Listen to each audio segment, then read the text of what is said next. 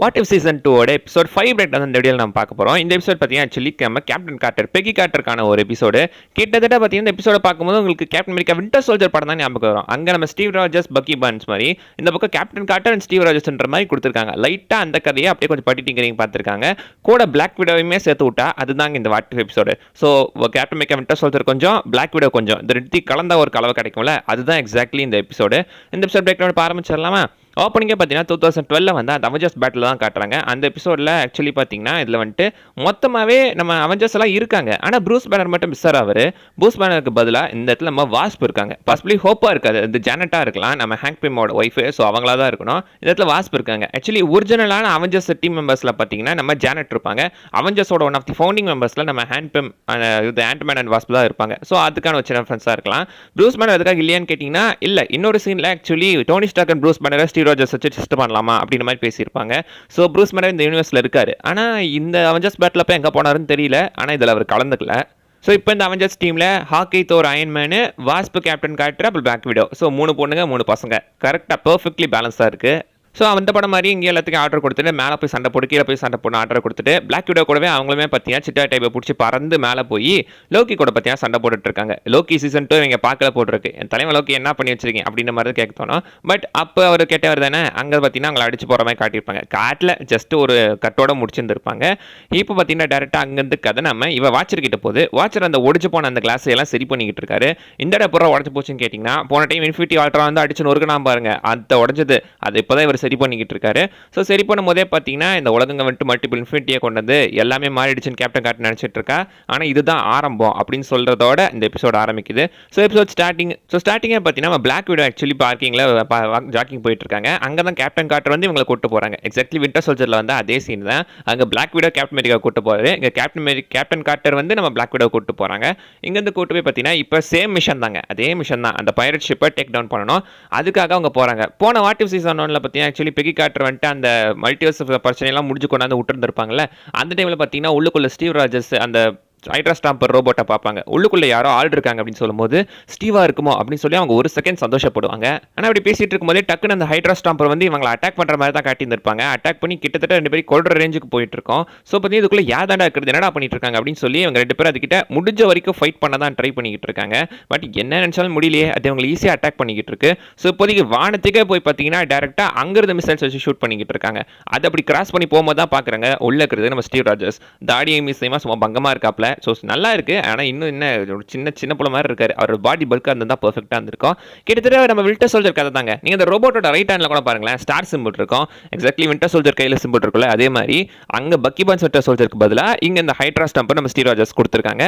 And இதை hydra இல்லாமல் red room control எடுத்திருக்கு அப்படின்ற மாதிரி சொல்லியிருக்காங்க. இந்த அட்டாக்லாம் முடிஞ்சு கேப்டன் கார்ட்டர் மிக் ஃபியூரி கிட்ட கேட்குறாங்க, ஸ்டீவ் ராஜர்ஸ் இதுக்குள்ளே இருக்கான், இதை பற்றி ஏன் நீங்கள் என்கிட்ட சொல்லணும்னு சொல்லும்போது 1960s ஒரு மிஷன் சமயத்தில் நம்ம ஸ்டீவ் ராஜர்ஸ் செத்துட்டாரு அப்படின்ற மாதிரி தான் மென்ஷன் பண்ணியிருக்காங்க. ஸோ ஹைட்ரா ஸ்டாம்பர் பார்த்தீங்கன்னா ஆக்சுவலி ரெட் ரூம் எடுத்து வச்சு கண்ட்ரோல் பண்ணிக்கிட்டு இருக்காங்க அப்படின்ற மாதிரி ஒரு ரூமர்ஸ் போய்கிட்டு இருந்திருக்கு.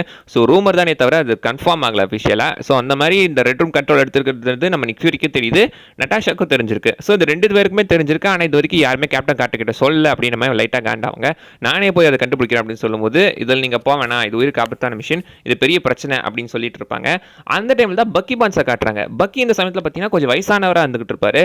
ஆக்சுவலி பக்கி தான் பார்த்தீங்கன்னா ஹைட்ரா மேபி ஃபவுண்டராக இருந்திருக்கலாம்.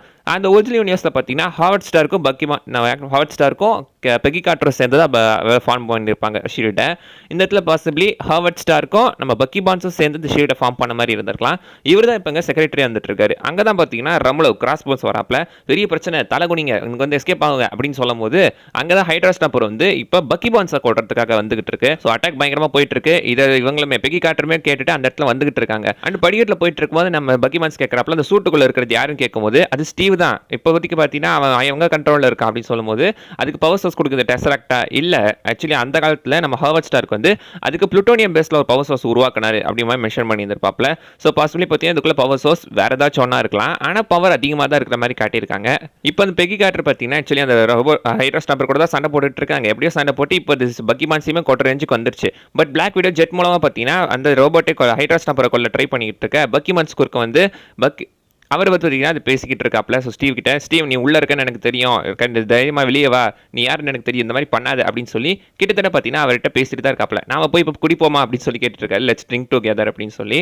அங்கே தான் பார்த்தீங்கன்னா அதுக்கு லைட்டாக கொஞ்சம் ஜர்க் ஆகிற மாதிரி பேக் அடிக்கிற மாதிரி தான் தெரியுது. பட் எகைன் பார்த்தீங்கன்னா வர அந்த இடத்துல தான் நம்ம பெகி கார்ட்டர் வந்து அதை தடுக்கிறாங்க. தடுத்து பார்த்தீங்கன்னா வானத்துக்கே தூக்கிட்டு போய் அங்கே சண்டை நடந்து ஒரு வழியாக அதை எப்படியும் ஷட் டவுன் பண்ணிடுறாங்க. எப்படி ஷட் டவுன் ஆச்சுன்னு தெரியல, ஆனால் ஷட் டவுன் பண்ணிடுறாங்க. அங்கே தான் பிளாக் விடோ அந்த ஷிப் மூலமாக இப்போ அவங்கள கூட்டிகிட்டு போயிட்டு இருக்காங்க. ஸ்காட்லாண்டில் யாருக்குமே தெரியாத, ஷீல்டு கூட தெரியாத ஒரு இடத்துக்கு கூட்டு போகிறாங்க. அங்கே தான் ரெட் ரூமை பற்றி டிஸ்கஸ் பண்ணுறாங்க. ரெட் ரூம் நம்ம இப்போ தேடி போனோம், இது சரி பண்ணுறதுக்கான வழி அங்கே இருக்குன்னு சொல்லும் போது, ஐ மீன் ரெட் ரூமோட ஹெட்டை நான் கொஞ்சம் வருஷத்துக்கு முன்னாடியே நெஞ்சிலேயே குத்தி கொண்டுட்டேன், இப்போ உயிரோட இருக்கிறதுக்குலாம் வாய்ப்பு இல்லை அப்படின்னு சொல்லும்போது, ரெட் ரூம் பல வருஷமாக சீக்ரெட் பேஸாக மறைஞ்சிக்கிட்டு இருக்கு, அது எங்கே இருக்குன்னு யாருக்குமே தெரியாது அப்படின்னு மென்ஷன் பண்ணுறாங்க. அப்போ தான் டக்குன்னு ஸ்டீவ் சைடில் எந்திரிச்சிடுறாரு.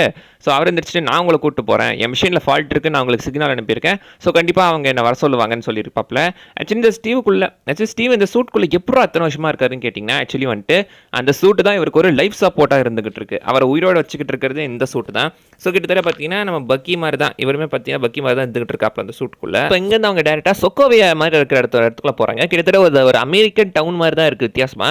ஆனால் ஆக்சுவலி பார்த்தீங்கன்னா அங்கே இருக்கிறவங்க எல்லாருமே கிட்டத்தட்ட ஒரு ஹேண்ட்ராய்ட் ரோபோட்ஸ் மாதிரி தான், ரோபோட்ஸ் உருவாக்கி ஊர் மக்கள் மாதிரி நடமாட்டு இருக்காங்க.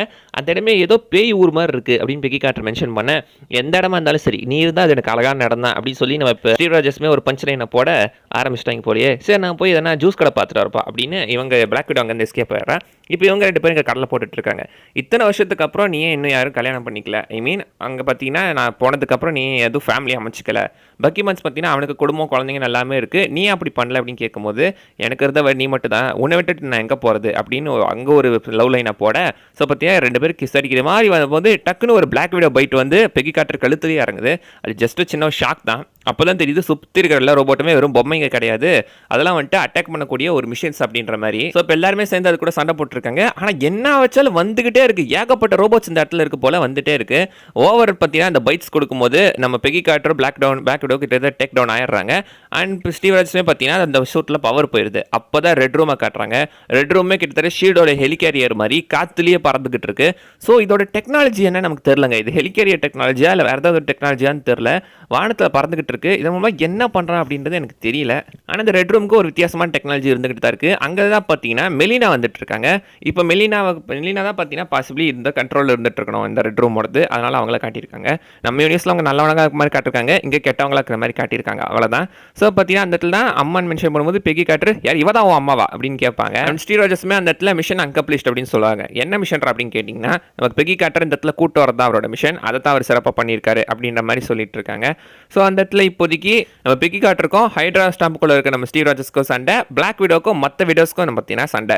அந்த சண்டை நல்லா இருக்குங்க. இந்த மாதிரி ஒரு ஃபைட்டை, இந்த மாதிரி ஒரு சீனை தான் நம்ம பிளாக் விடோ படத்தில் எதிர்பார்த்தோம். பட் அந்த மாதிரி இல்லாமல் மாற்றி கொடுத்துருக்காங்க. மெலினா கூட அந்த இடத்துல நம்ம பெகி கார்ட்டரை பார்த்துட்டு ரஷ்யாவில் கூட ஒன்றை மாதிரி நிறைய பேர் ஆகணும்னு நினைக்கிறாங்க, ஓ படம்லாம் பார்த்துருக்காங்க அப்படின்னு சொல்கிறாங்க. ஓ என்ன பேஸ் பண்ணி படம்லாம் இருக்கா அப்படின்னு சொல்லும்போது ஆக்சுவலி அது ஒரு மியூசிக்கல் அப்படின்னு சொல்லுவாங்க. போன வருஷம் கூட ஜோக்கர் 2 வந்துச்சுல, கிட்டத்தட்ட அந்த மாதிரி இதுவுமே ஒரு மியூசிக்கல் தான். அண்ட் ஒரு வழியாக எல்லாம் சண்டை போட்டு ஓஞ்சி முடிச்சு, போதும் ஸ்டீவ் இதுக்கப்புறம் நான் கூட சண்டை போட விரும்பல, நான் ஃபைட் பண்ணியே டயர்ட் ஆகிட்டேன், நான் கூட வாழணும் தான் நினைக்கிறேன், தயவு செஞ்சு வெளியே வா அப்படின்னு ஸ்டீவராஜ் கிட்ட பேசும்போது, ஸ்டீவராஜ்க்கு அப்போ தான் ரிலைஸ் ஆகி இந்த ரெட் ரூம் இருக்கிறதுனால தானே இவ்வளோ பிரச்சனை, இதை மொத்தமாக நான் அழிச்சிட்றேன் அப்படின்னு சொல்லி கீழேருந்து மேலே போய் பார்த்தீங்கன்னா இந்த ரெட் ரூமை அடிச்சு தரமாட்டமாக்குறாங்க. இந்த பக்கம் மெலினாக்கும் நட்டாஷாக்கும் சண்டை. எப்படியும் மெலினா ஓவர் பவர் பண்ணுற மாதிரி தெரியுது.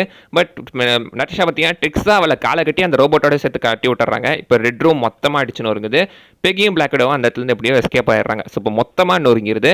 இதை கட் பண்ணி டேரெக்டாக பார்த்தீங்கன்னா இப்போ நம்ம ஷீல்டு பேஸ் தான் காட்டுறாங்கன்னு நினைக்கிறேன். ஸ்டோனி ஸ்டார்க்கோட கார் ஆட்டையை போட்டு பெகி காட்டுற அந்த இடத்துல கிளம்புறாங்க. இந்த இடத்துல கண்டிப்பாக நீ கிளம்புறியா கேட்கும்போது, ஸ்டீவராஜஸ் வெளியே உயிரோட தான் இருப்பான், நான் நம்புறேன், நம்ம அவனை தேடி போகிறேன் அப்படின்ற மாதிரி அவங்க மென்ஷன் பண்ணியிருந்திருப்பாங்க. அப்போ தான் வாட்சர் வந்துட்டு, நான் தான் வாட்சர், நான் எல்லாத்தையுமே பார்ப்பேன், எல்லாத்தையும் அப்சர்வ் பண்ணுவேன் அப்படின்னு சொல்லும்போது டக்குன்னு ஏதோ ஒரு ரெட் கலர் போர்ட்டல் வந்து பெகி கார்ட்டரை உள்ள இழுத்துட்டு போயிடுது. உள்ள இழுத்துட்டு போய் அவங்க இப்போ வேற ஒரு உலகத்தில் இருந்துகிட்டு இருக்காங்க. அங்கே நம்ம நிக் ஃபியூரியும் வாண்டாவும் ஒரு வித்தியாசமான மிடிவல் ஸ்டைல் ட்ரெஸ்ஸை போட்டு வந்திருக்காங்க. இவளா நம்ம குயினை காப்பாற்ற போகிறோம் அப்படின்னு சொல்லும்போது இவளா தான் இருக்கணும்னு சொல்லுவாங்க. ஸோ அவங்க பெகி கார்ட்டர் கூட பார்த்தீங்கன்னா, வாட்சர் இதை நீ பார்க்குறியா, எங்கேயா இருக்க அப்படின்னு மாதிரி வாட்சரை கூப்பிட்டுக்கிட்டு இருக்காங்க. ஸோ கொஞ்சம் வித்தியாசமாக தான் இருந்துச்சு. அட்லாஸ்ட் வச்ச ட்விஸ்ட்டு அங்கே கொண்டு போய் வச்சான் பார்த்தி அப்படின்ற மாதிரி அட்லாஸ்ட் தான் வச்சிருந்துருக்காங்க. ஸோ நல்லா இருந்துச்சுங்க, நல்லா இருந்துச்சு. அவ்வளோதான் கைஸ், இந்த வீடியோலாம் சொல்ல வந்தது. அதே விஷயம் மிஸ் பண்ணால் நீங்கள் கமெண்ட் பண்ணுங்க பார்க்கலாம். மறக்காம லைக் அண்ட் சப்ஸ்கிரைப்லாம் பண்ணி வச்சுருங்க.